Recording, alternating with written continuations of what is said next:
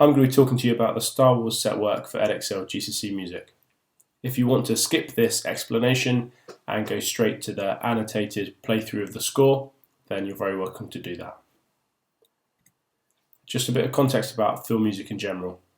Film music is so important in the film industry now, and we can almost not imagine a film without a soundtrack. The first film with a soundtrack was The Jazz Singer in 1927. Before that, music was often played live by a pianist or a small band in the theatre. Obviously, a lot has changed from 1927 to where we are seeing this set work in 1977, and John Williams is writing in a late romantic style with a full symphony orchestra. It's quite interesting that even though this film was set at a time when electronic music was becoming more popular, and the film content being Star Wars would seem to suit an electronic score, he's opted to go for a full orchestral score, which obviously now that we know what the music sounds like, it'd be hard to imagine it any other way.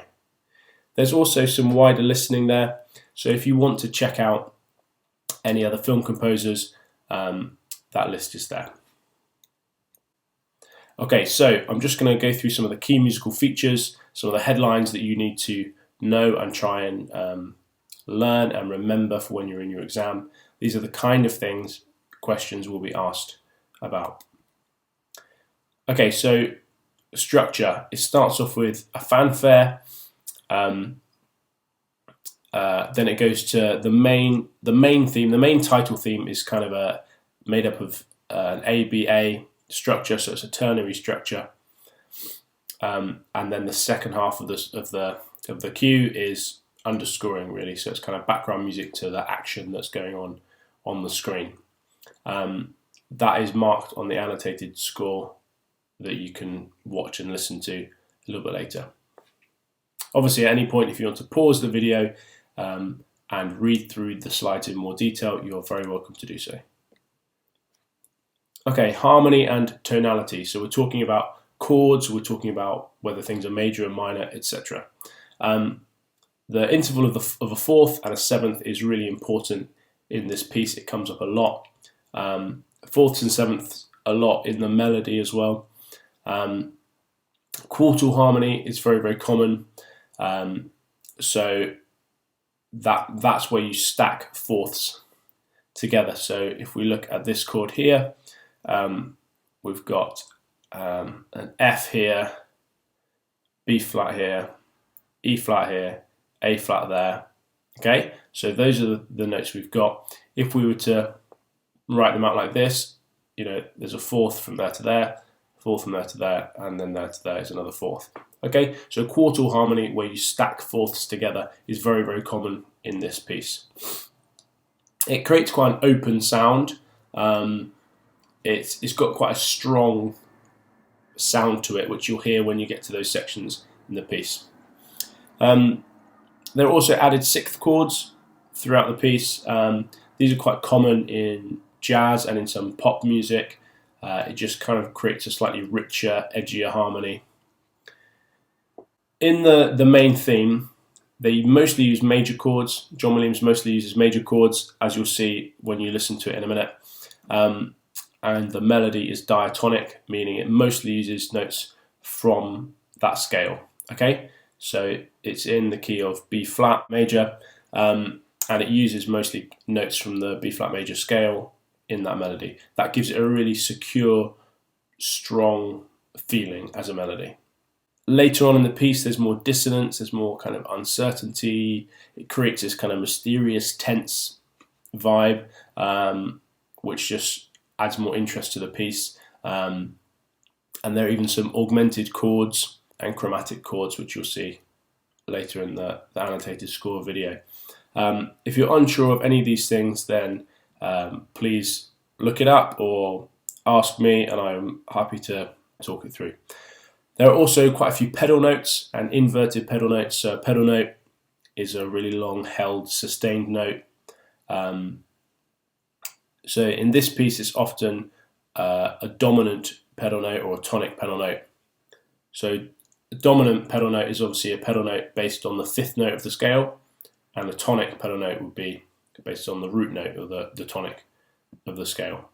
Okay, and if it's inverted, that just means that instead of played low down, it's played high up. So it's kind of played at the top end of the range. Okay, pitch and melody. The melody mostly uses stepwise movement, but there's a lot of fourths and sevenths that crop up a lot in the melody, as well as fifths.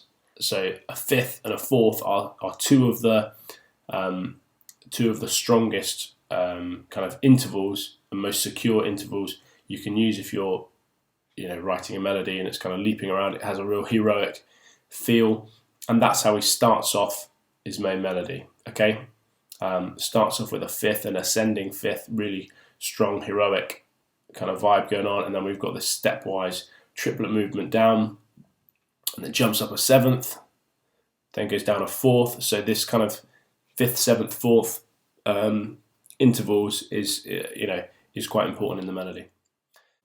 I'm not going to talk you through all of the rest of it on the slide.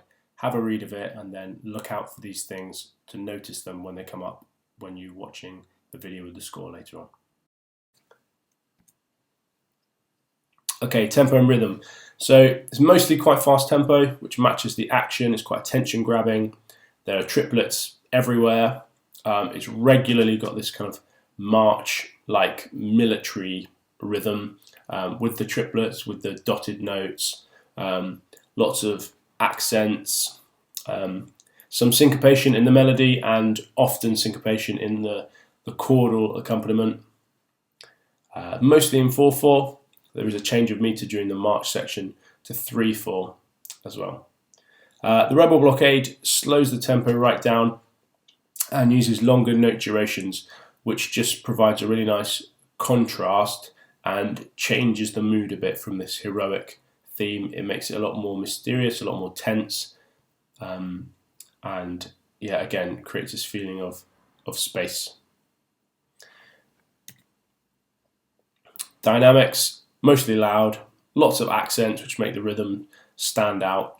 I mean, these are kind of easy things you can mention in the exam. If it says how does John Williams make the title theme attention grabbing, you can mention the dynamics. You can mention that the fast tempo and all of that stuff. It all kind of links in together.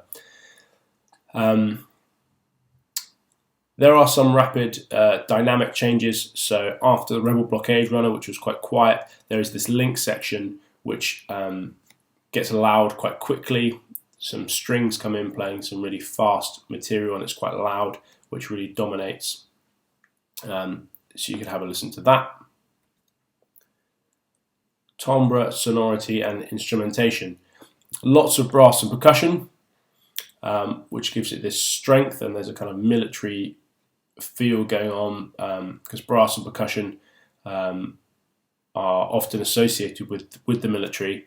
That's particularly obvious in the fanfare section at the start. So if you get a question, what makes the first section a fanfare, you should definitely be mentioning the use of brass and percussion, as well as the triplets and some of the rhythmic stuff as well. The middle section, the main theme, uses strings a bit more. It's slightly more emotive, slightly less military style with the brass and percussion. It goes slightly more for the emotive vibe. But then it has this contrary motion section, which is really interesting. So contrary motion is where your melody and your bass line are moving in two different directions. The melody descends and the bass ascends.